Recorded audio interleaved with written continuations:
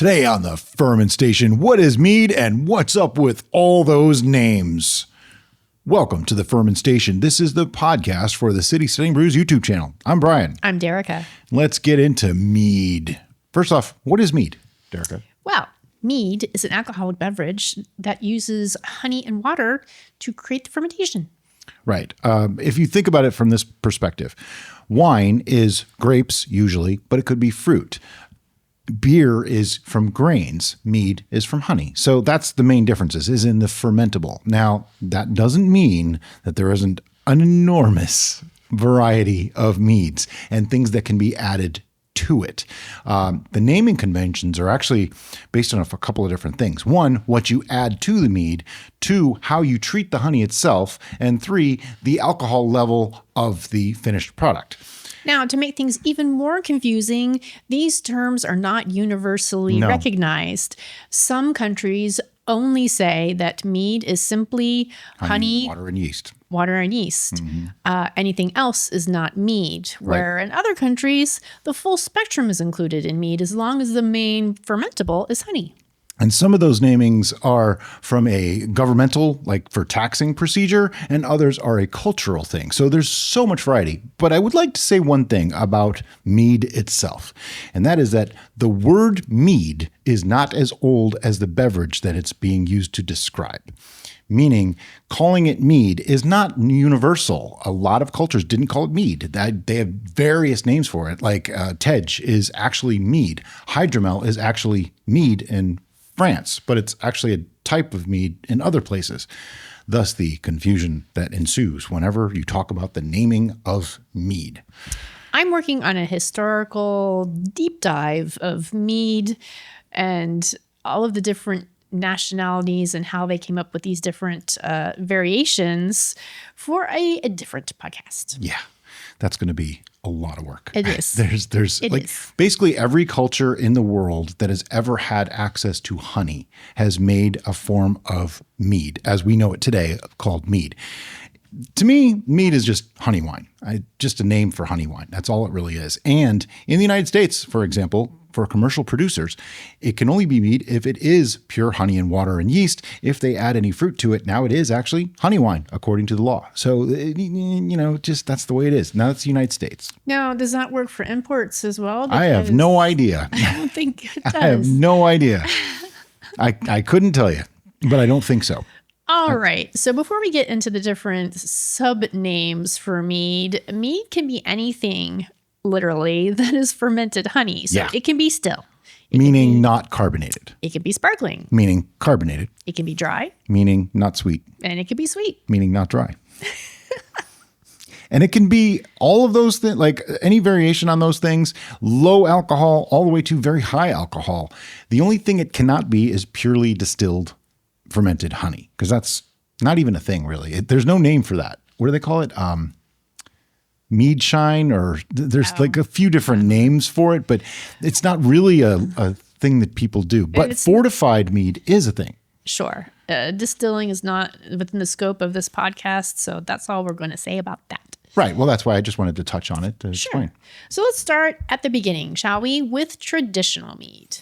Now, by traditional, you can say basic, you can even call it a show mead. It really just means honey, water, and yeast. Now, some people don't even include yeast, even though they are still, because most honey, most really good honey, that hasn't been pasteurized will still have some wild yeast in it, which could start a fermentation, and many people still ferment this way all the time. We don't, just because it's less reliable. It's a lot of fun when it works, but it's less reliable. So for us to make videos showing that, we might have to make 5 videos before we get one that works. And it just, I don't know, it seems a little risky. I don't like teaching new people to the hobby that way because you never know what wild yeast is going to do. But that's a whole other tangent. Now, don't let the simple ingredient list make you think that there's only going to be one flavor profile. No. There are so many different types of honey that can be utilized in a traditional mead that you can get a wide range of flavors, from something very earthy and have coffee notes to something citrusy and bright and floral. Plus, you can have a range of alcohol, meaning a lower alcohol or a higher alcohol. You can have it sweet or dry. You can actually make it carbonated or not carbonated and still technically a traditional or a show mead. Now, let's confuse things even more. You can make it with one honey and back sweeten it with a different flavored honey and get even more complexity into it. So there's still a lot of variety, even among just a straight, plain, traditional show mead. They're actually some of my favorite meads. Yep. I just love a very basic mead that's all about the honey and that expression in that particular brew. Just lovely thing. It just works. If you notice on our recipe channel, City Steading Brews, whenever we get gifted or come across a really, really unique honey, we almost always do a traditional style mead with it first. Yep. So that way we can experience its true essence. Even if it's only, like we only have enough to make one mead with it, we will almost always still do the traditional, simply because that way you get to know what it does. You get to know what it's like. And if we ever come across it again, we know we can make this with it or make that with it. And usually from the traditionals, we do learn something more about that honey. Yep. Plus, it's just nice to have traditional meads that you can have 5 of them next to each other and they all taste very, very different because of the honey used. From there, we're going to go to melomels. And melomel is almost as large of a grouping as mead itself is, because there's so many things that fall under the category of melomel. Now, something you have to understand is that a melomel is a type of mead, okay? Just as all the other types that we're going to talk about are still mead. So you would not be wrong to call a very light, fizzy, fruity mead all the way to a fortified, very heavy, very thick, very rich mead at like 20% mead. They're both mead. Unless you're in a country where they don't describe those things as being mead. I still say you wouldn't be wrong to call it mead. That's just me, okay? So as Brian kind of suggested there, a melomel is a fruited mead, which means it has honey and fruit fermented together. Right. Normally fermented together. I don't always follow that rule. We tend to put some fruit in and conditioning afterwards. But technically speaking, you're supposed to ferment the fruit with the honey in order for it to be a melomel. But, you know, this whole technically thing, like I said, if you want to call a mead that you made and you added fruit to later a melomel, I am not going to stop you because it's still a melomel as far as I'm concerned. The difference between that and fermenting it together is not that great to make that kind of a distinction. So, yeah, it gets crazy. A lot of melomels are named for what they are. Like they'll say strawberry melomel or mango melomel. Or they'll call it a mango mead or strawberry mead. They actually are the same thing. Just remember, a melomel is a type of mead. So either way, you're kind of still right. Or a strawberry honey wine, which is still the same thing. I mean, Technically. All right. So then under the subset of melomels comes further subsets that have specific names based on what fruit you're using. So if you add apple and honey and ferment those together, that is called a sizer.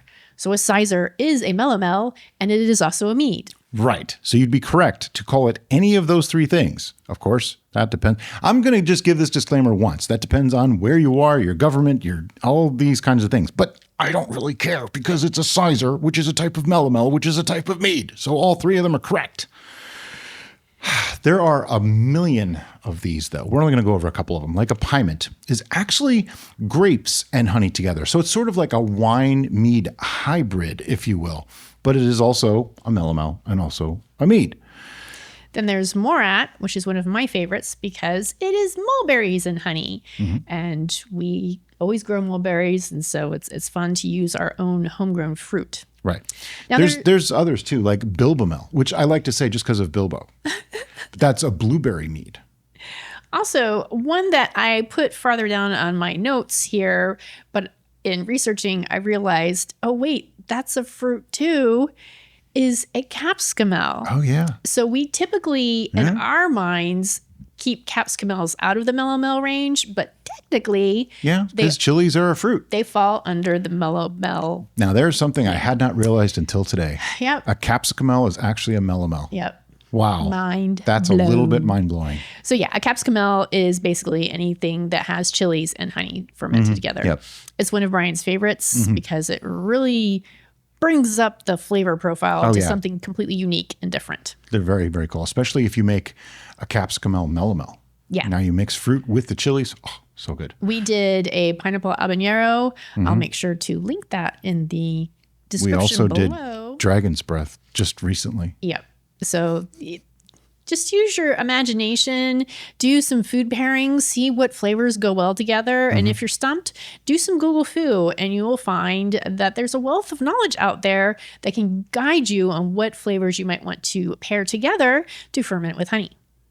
Then we have a kind of a unique one, but when you think about it, it's really more like a piment. If a piment is grapes and honey fermented together, well, a braggot is grains and honey fermented together. So it's kind of like a beer because you do actually have to get the Amylase. Yeah, the enzymes going to convert the starches in the grains into sugars. We've actually gotten around that a couple of times. We used an extract. We used like a malt extract mixed with honey, made a beautiful braggot that way. It's actually really interesting. They tend to be, you would think they'd be sweeter than a beer. But here's the funny thing. A beer actually has a lot of non-fermentable sugars in the malt already. When you add a honey to that, honey is pretty much all fermentable. A lot of people like to think it's not, but it actually is. Honey will ferment out to dry. So when you mix that with a beer, you've now lowered the relative sugars that are left after fermentation, and braggots are usually drier than a beer. However, there are ways around that. We've done it. But traditionally, a braggot is drier than a beer. Speaking of fun meads that begin with the word B, we come to bochet. And this is where you caramelize the honey prior to fermentation. So you caramelize the honey first, and then you add your water and yeast and you ferment it. And this is going to bring some really interesting flavors, but also it molecularly changes the honey. So it increases or adds to the honey some non-fermentable sugars, as Brian was talking about earlier. Yeah. The amount that it adds is subject to speculation, and it also depends widely on the honey, what temperature you got it to, how long. But usually it's a very, very small amount of non-fermentable sugars. I'll just say that. But something that I want to emphasize is that a bochet, like bochetting honey, is very different than boiling a must. Yeah. When you boil honey in water, you're not caramelizing it. You're scumming it. You're getting rid of like impurities and that sort of thing, and pasteurizing it too. When you bochet, you are cooking that honey. You will see it go darker. It will start to bubble. It'll get very, very dark, and usually it'll foam up, and then at the end it comes back down. It's a very different process and produces completely different flavors. We've not, I just got to be honest, we've not had the best luck with bochets. Nope, we haven't. Even tasting them from others, I've not been super thrilled. We do have a concept that we want to try out yet. We're just working on implementation, and it really isn't at the top of our list right now, honestly. Mostly because I don't think either of us actually really likes bochets. I'm starting to come to that because we've tried commercial ones too, and we were like, it's okay. But listing bochet just underneath braggot, my brain just started thinking, what if we did a bochet braggot? Yeah, that's come up. People have asked for that one. That's probably going to be the most appealing way for us to do a bochet, is to mix it with a braggot. We might actually really appreciate that. That would be fun. Mm-hmm. Yeah. All right, so we've already talked about it, but it's worth mentioning again, and that's capsicum ale. Yep. If you ferment with chilies, some people like to add the chilies in secondary, and that's fine. I'm still going to say that's a capsicum ale because I dare you to taste a capsicum ale and say, nope, there's no chilies in here. Because if you don't taste chilies in a capsicum ale, you did it wrong. I mean, it's pretty much the predominant thing, honey and chilies. I mean, that's it. But I love capsicum ales. I think it's a really unique way to capitalize on that sweet and heat thing, because now you can make a sweet capsicum ale that has a lot of heat in it. And it works kind of like, when you eat Mexican food and there's like sour cream or guacamole to go with the chilies, it balances each other out. And they're so interesting. And even a very simple one, just a super simple basic honey and some jalapenos, makes for a very complex layered brew very easily. And that's one thing that I really love about it. But that's true of almost all melomels, really. Even just one fruit, not one of the fruit, I mean like one type of fruit added with the honey changes it completely. It makes it better than the sum of its parts. That's the easiest way to say it. And then when you start mixing them together, like adding fruit to a capsicum ale, now you just made something else. You just keep adding layers. It's like an ogre or an onion. They have layers. So since we're on the topic of some of Brian's favorite things, next on the list is a metheglin. Now, a metheglin is when you add herbs or spices to the honey and make a mead with it. Again, some people will add it at the end. Some people add it at the beginning. Like me, I'm lazy. I like to just front load everything I can. The caution on doing that, by the way, is some things are antibiotic in nature, which means they could retard or even stop fermentation. Like too much cinnamon is probably not going to be helpful for your fermentation. Yeast don't tend to like that, so be careful with that. Cloves is another one that's like that. Cloves, oh man, don't put more than 1 or 2 cloves in a gallon. It gets super powerful, super fast. And when I say cloves, I mean the actual cloves. It's a dried berry or flower or something. I forget exactly what it is, but it's a spice. Not a clove of something. It's just a clove. They're like, if you ever see it like Thanksgiving time, they'll take an orange and there's all those black things in it. Those are cloves. Anyway, metheglins are another thing that there's just such a wide range. We don't actually have any types of metheglins written down here, but they can range everything from like just adding basil or thyme, herbs like that, or even rosemary.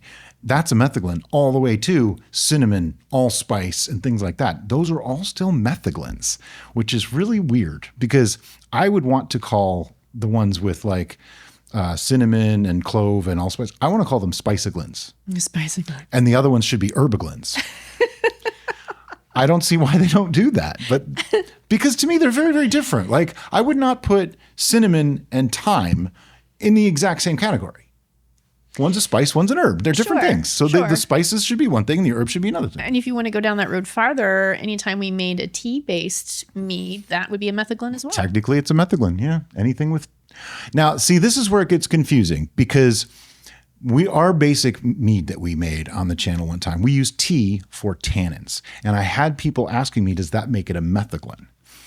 And they also would ask, well, you put raisins and orange peel in it. Does that make it a melomel?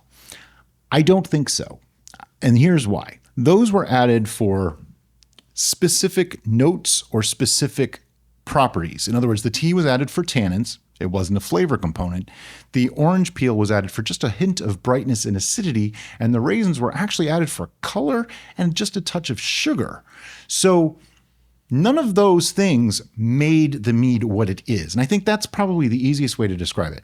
If you take a regular mead and you drop 1 slice of apple in it, it's not a sizer. Now, the question becomes, at what point does it become a sizer? And I don't have an honest answer for that, except for this. When the character of the fruit or spice or addition that you put in becomes apparent in the final taste, that's when it becomes the thing that you would call it. That's the easiest way to do it. But here's the thing. We're homebrewers, so it really doesn't matter. So if you put 1 apple into a 5-gallon batch and want to call it a sizer, sure, but be prepared when people drink it that they're going to say, I don't taste any apple. Conversely, this is where it gets even weirder. If you made something that had like 50 pounds of apples and only like an ounce of honey, is that a sizer? I don't think so. I think that's apple wine flavored with a little bit of honey. So the names are stupid and the naming conventions are stupid and the ways you have to figure out what name it is are stupid. So in a world of stupidity, we do the best we can. Do the best you can because somebody's going to call you out on anything that you do. And that's just the truth. It is that way because by some perspective, whether it's a government agency, a commercial licensing, tax agency, or a culture, every one of them is right and every one of them is wrong.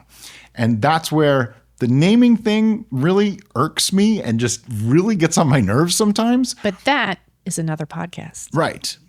But it's also very important because we made a mead named Steve one time because for years I joked about if I just called it Steve, no one would know what it was.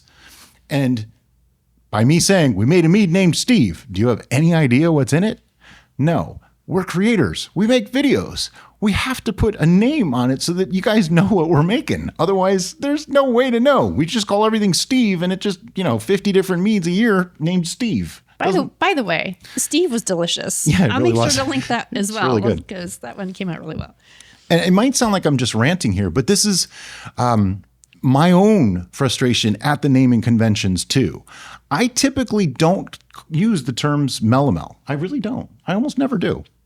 I'll say sizer if we're making a sizer. I do have a playlist called Melomel on the channel Right, for the recipes, just so that way if you're looking for something fruity, there's the playlist. But I'm just saying, like, if we're making, say, a blueberry mead, I call it blueberry mead. Sure. I don't actually say blueberry melomel, which is kind of funny that the technical correct term is blueberry melomel, but I just say blueberry mead. It's just a habit, and you fall into your own routines of things, and it's all okay. As long as you are giving it a name that accurately describes what it is or is intended to be. In other words, don't hand somebody a capsicum ale and tell them that it's a sizer, because you're probably going to tick them off. It's probably not going to make friends, let's just say, unless they really like capsicum ales and you just didn't know that.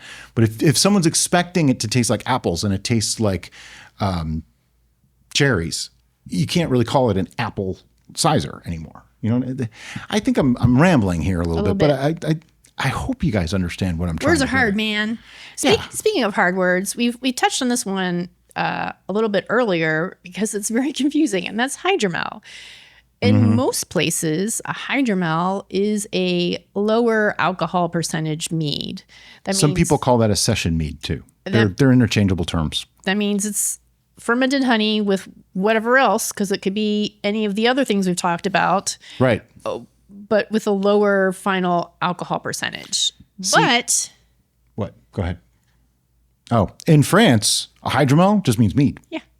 It's interchangeable with the word. It is the word for mead. They don't call it mead. They call it a hydromel. So it's like water and honey equals mead. So that's hydromel. Yeah. But then you have sack meads, which are higher ABV. Now, depending on the source that you get the definition for, some of them say they're sweet.